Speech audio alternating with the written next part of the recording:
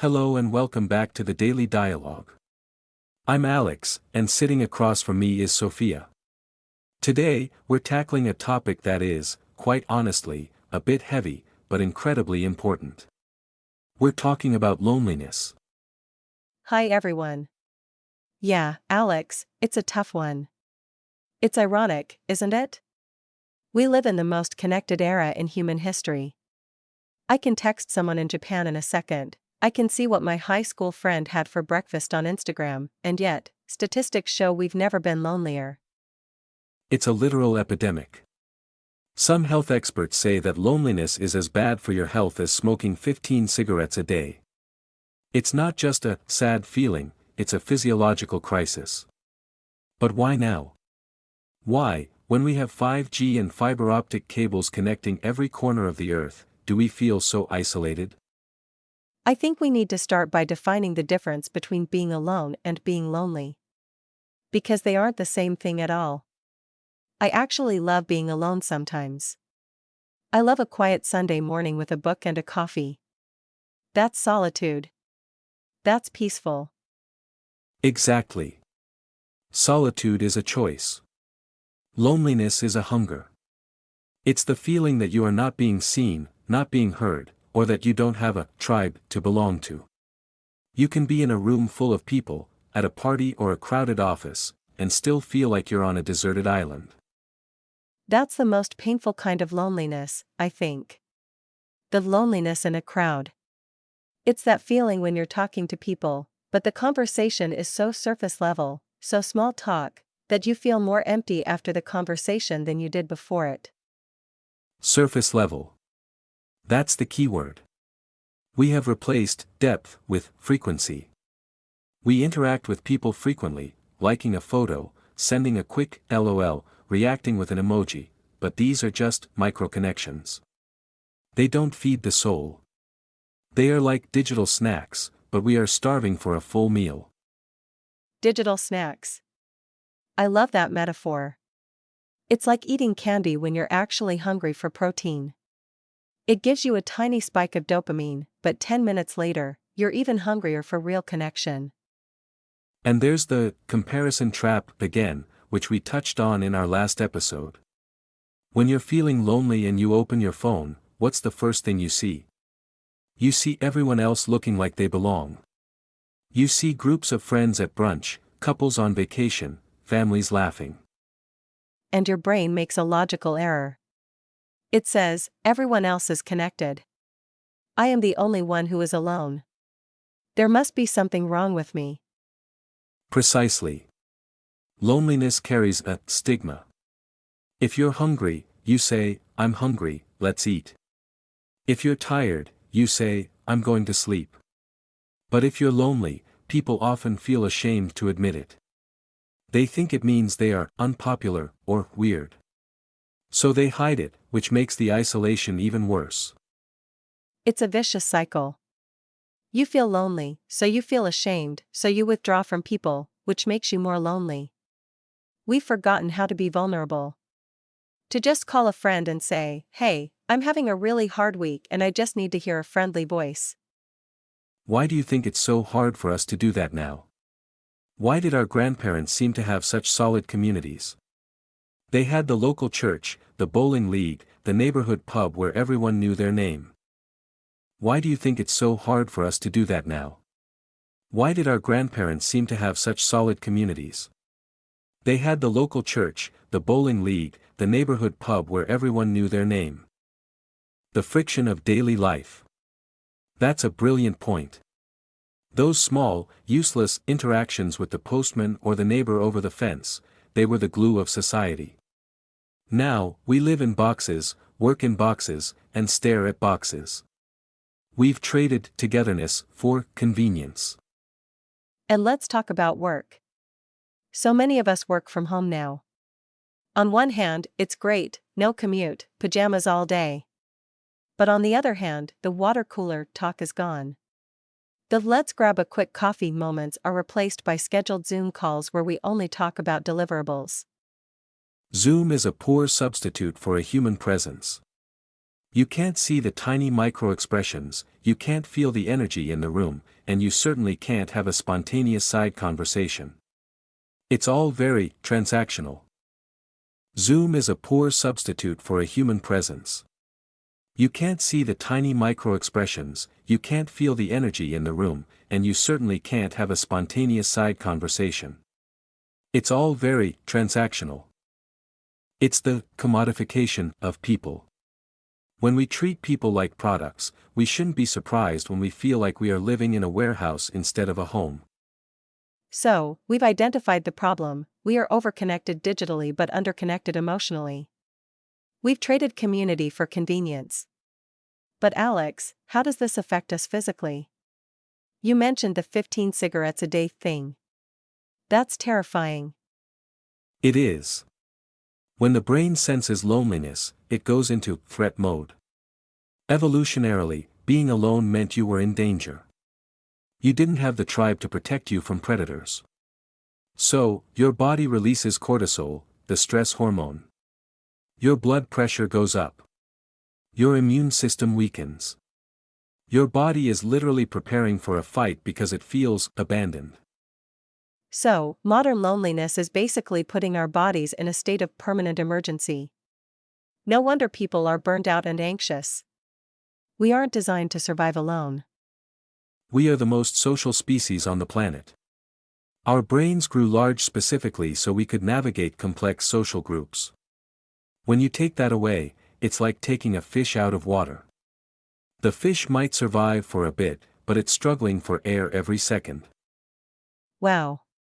Okay, so we've painted a pretty dark picture.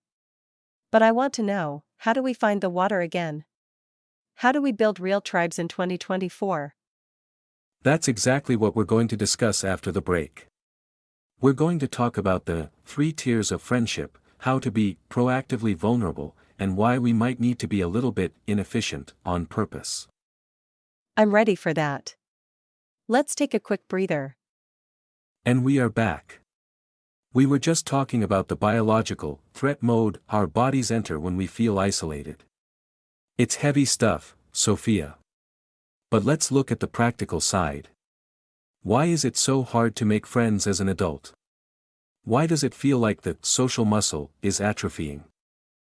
I think it's because, as adults, we lose the forced consistency of school or university. When you're a student, you see the same people every single day. You don't have to schedule a coffee, you're just there. You share the same struggles, exams, bad teachers, cheap pizza. Proximity creates intimacy. Proximity, frequency, and low stakes. That's the magic formula. But as adults, especially in the era of remote work, we have zero proximity. Every social interaction has to be engineered. You have to text, sync calendars, find a venue, and commit to a time. It's a lot of admin work just to have a conversation. Exactly. And because it takes so much effort to set up, we put massive pressure on the meeting. We think, okay, I haven't seen Alex in 3 months, this better be a great lunch. We lose the beauty of just hanging out. We've replaced hanging out with catching up. Catching up is the enemy of true connection. When you catch up, you just summarize your life. I got a promotion, my dog is fine, I'm planning a trip to Italy. You're giving a PowerPoint presentation of your life. You aren't actually living a moment together. That is such a profound distinction, Alex. Summarizing versus sharing. When we summarize, we keep our walls up. We only show the successes. But real friendship, the kind that cures loneliness, is built in the messy middle. It's built when you're bored together, or when you're complaining about something small, or when you're just sitting in silence. There's a sociologist, Jeffrey Hall, who researched how long it takes to make a friend. Do you want to guess how many hours of time together it takes to turn an acquaintance into a close friend? 20 hours? Try 200. 200 hours of face-to-face interaction. 200 hours? If I see a friend for 2 hours once a month, that would take me 8 years? Oh my God, no wonder we're lonely. We aren't putting in the man-hours.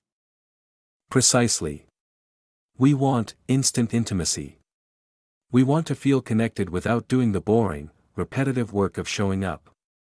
We think we can hack friendship.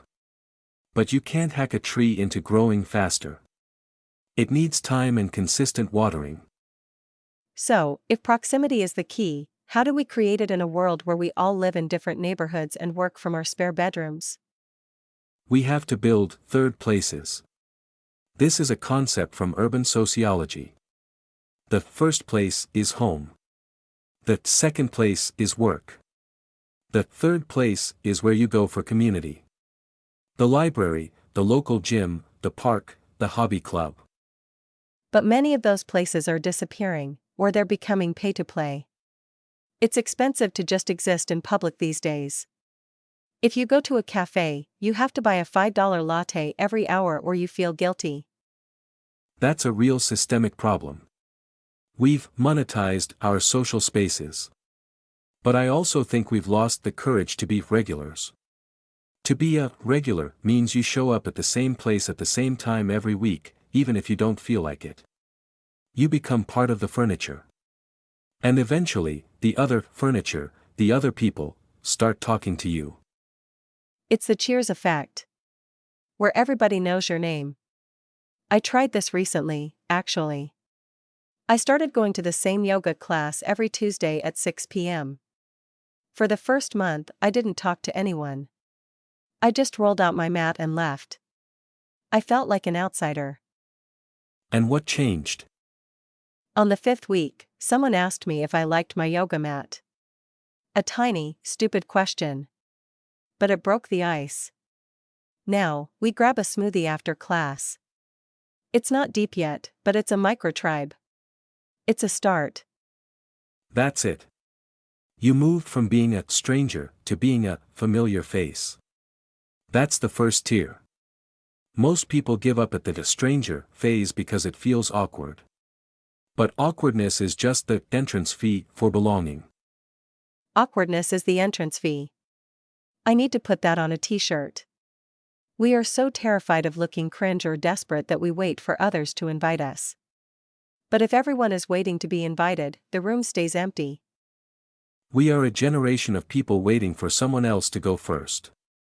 We want the reward of friendship without the risk of rejection. But you can't have one without the other. Let's talk about the 3 tiers you mentioned before the break. What are they? Tier 1 is shared activity. You're doing something together, work, sports, a hobby. The focus is on the task. This is where most adult friendships stay.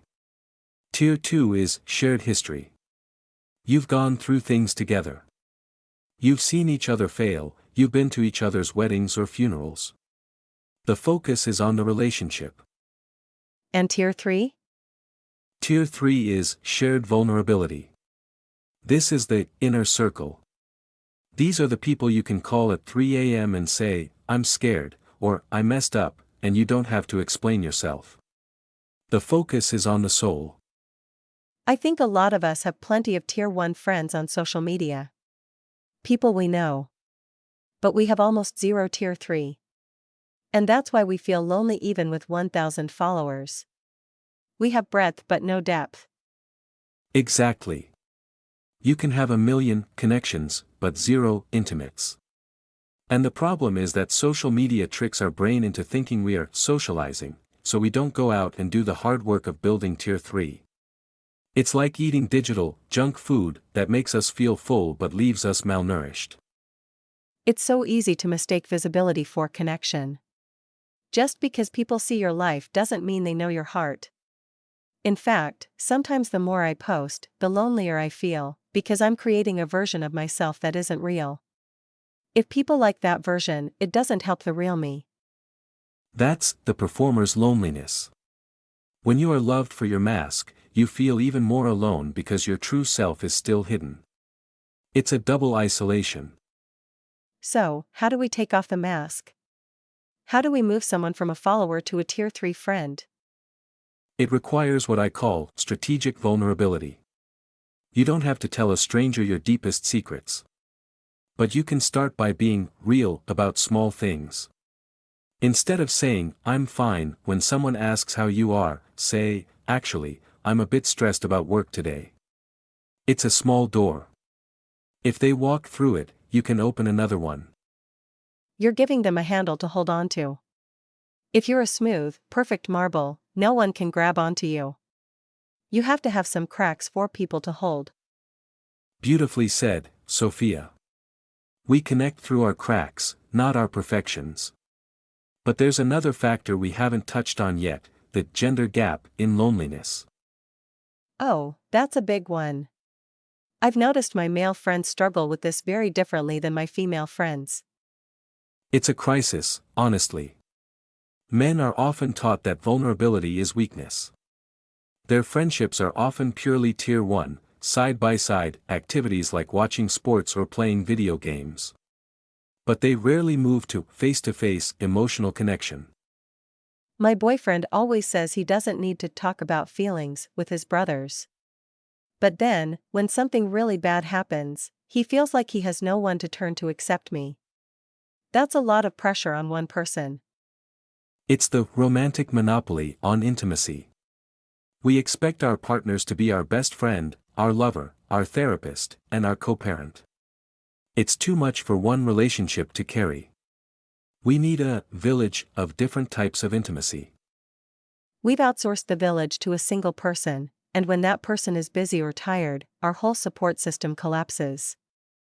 Exactly. We need to diversify our emotional portfolio. But how do we do that when we are all so busy? Busy is often just a defense mechanism. We use busyness to avoid the discomfort of being still and realizing how lonely we actually are. It's easier to check 50 emails than to have one difficult conversation. Busyness as a shield. I think we need to talk about the art of being inefficient. Choosing the long way home. Calling instead of texting. Going to the physical store instead of ordering online. Let's dive into that in the final part. I want to talk about low-stakes socializing and how to literally retrain our brains to enjoy human interaction again. Sounds like a plan. We'll be right back. And we are back for the final part of today's conversation. Sophia, before the break, we touched on a fascinating idea, the art of being inefficient. In a world obsessed with productivity, being inefficient sounds like a sin. But for our social health, it might be the cure. It's so counterintuitive, isn't it? Everything in our phone is designed to save us time. Save 10 minutes on grocery shopping, save 5 minutes on commuting. But what do we do with those saved minutes? We spend them scrolling through TikTok, feeling lonelier than ever. We've traded human minutes for digital seconds. Think about the old school post office. You'd go there, wait in line, complain about the weather with the person. I call those micro-interactions. They are like vitamins. You don't live on vitamins alone, but if you don't have them, your system starts to fail. I've started a no self-checkout rule for myself. Really? Even when the line is long. Especially when the line is long. It forces me to exist in the real world. I have to make eye contact with the cashier. I have to say, "How's your day going?" and actually listen to the answer. Sometimes they look surprised that someone is actually looking at them and not at a screen. That's a beautiful form of protest against the digital wall. It reminds me of the 3-question rule I try to use when I meet someone new. Instead of the standard, "What do you do for a living?" I try to ask things that actually reveal a human being. Oh, give us examples. What are your magic questions? My favorites are, "What's something you're looking forward to this month?" Or, "What's a hobby you've always wanted to start but haven't yet?" Or even, "What's the best thing you've read or watched recently?" Those are so much better. They invite a story, not just a label. When you ask, "What do you do?" people just give you their job title. It's like reading the label on a box. But when you ask what they're looking forward to, you see their eyes light up. You see the person inside the box. Exactly. And that's how you move from tier 1 to tier 2 friendship. You look for the light. But let's talk about the people who feel like they've forgotten how to do this. Social anxiety is at an all-time high. People feel rusty. I feel rusty sometimes. After a long weekend of being alone, going into a social situation feels like trying to start a cold engine. You feel awkward, you stumble over your words, and you think, I should have just stayed home with my cat. The cat won't judge your social skills, that's for sure. But we have to realize that socializing is a sport. If you don't play for a year, your muscles get weak. You can't expect to be a social marathon runner if you haven't been walking every day. So, what's the walking version of socializing? It's low-stakes interaction. Complimenting a stranger's dog. Asking the barista what their favorite drink is. Joining a group online but actually showing up to the physical meetups. It's about building the comfort with discomfort. I think we also need to talk about the invitation deficit. Everyone is waiting to be the invitee, and no one wants to be the inviter. Because the inviter takes the risk of being told no. No is the scariest word in the English language for someone who feels lonely. We take it personally. We think they said no because they don't like me. But usually, they said no because their kid is sick, or they're tired, or they're feeling socially anxious themselves. We're all sitting in our houses, wishing someone would call us, while we ourselves aren't calling anyone. It's a standoff of loneliness. Someone has to drop the weapon first. Someone has to be the one to say, hey, I'm going to the park on Sunday, want to join? And even if they say no, you still win. Because you practiced the muscle of asking. You showed the universe, and yourself, that you are open for connection. I read somewhere that the cure for loneliness is not more people, but more intimacy. And you can have intimacy with yourself, too. This is something we haven't discussed: positive solitude. The difference between loneliness and aloneness again. If you can't stand being with yourself, you will always be desperate for others. And desperation is a social repellent. People can smell it. It's the paradox of needing. When you stop needing people to fill a hole in your soul, you become the kind of person people want to be around. You become a source rather than a sink. A source versus a sink, I love that. A sink drains energy because they are constantly seeking validation. A source radiates energy because they are comfortable in their own skin. To be a source, you have to spend time in reflective solitude. No phone, no distractions. Just getting to know the person in the mirror. So, the journey out of loneliness actually starts alone? In many ways, yes. It starts by becoming your own Tier 3 friend. If you can't be honest with yourself, you'll never be honest with a friend. This is getting deep, Alex. But I think it's exactly what people need to hear. We spend so much time curating our lives for others that we forget to inhabit our lives for ourselves. Let's give our listeners a connection challenge for this week. Something small but brave. What do you suggest, Sophia? Okay, here's my challenge: reach out to one person you haven't spoken to in at least 6 months. Don't send a hey. Send a specific memory. Hey, I saw a bakery today that reminded me of that trip we took to the seaside. Hope you're doing well. That's perfect. It's high-value outreach. It shows you were thinking of them, not just checking a box. My challenge would be, have one analog interaction with a stranger. Compliment someone, ask for a recommendation, or just have a 3-minute chat without looking at your phone once. I love those. They feel doable. They aren't scary, but they are brave. And remember, folks, loneliness is a feeling, not a fact. Just because you feel alone doesn't mean you are alone in your struggle. Millions of people are feeling exactly the same way right now. We are all in this lonely boat together. Which, if you think about it, makes the boat actually quite crowded. Exactly. We just need to start talking to the person in the next seat. Well, Alex, I feel a lot more connected after this talk. Thank you for being my Tier 3 friend today. Always, Sophia. And thank you to everyone listening. You are part of our tribe now. We see you, we hear you, and we'll be back tomorrow for another deep dive. Stay human, everyone. Bye.